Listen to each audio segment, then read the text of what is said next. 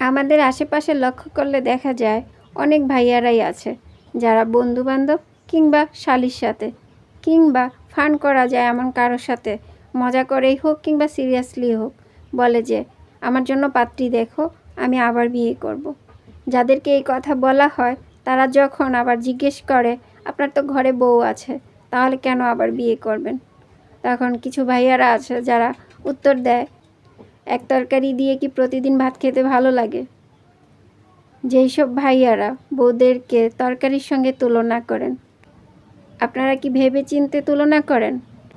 খাবার এমন একটা জিনিস যেটা খেয়ে আমরা বেঁচে থাকি।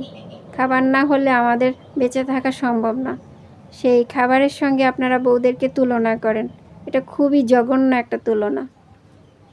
যেহেতু আপনারা বউদেরকে তরকারির সঙ্গে তুলনা করেন, আপনাদের এই তুলনার পরিপ্রেক্ষিতে আমি বলি, বউদেরকে তরকারির সঙ্গে নয়, বউদেরকে ভাতের সঙ্গে তুলনা করেন। কারণ ভাত এমন একটা জিনিস যেই ভাত ছাড়া আমাদের একদিনও চলে না। তেমনি বউও এমন একটা জিনিস যে বউ ছাড়া কোনো পুরুষের একদিনও চলে না। আর তরকারির সঙ্গে তুলনা করেন আপনার নিজের সাথে। আপনার আদর, যত্ন, ভালোবাসা, আপনার কেয়ারিং সব কিছুর সাথে তুলনা করেন তরকারিকে।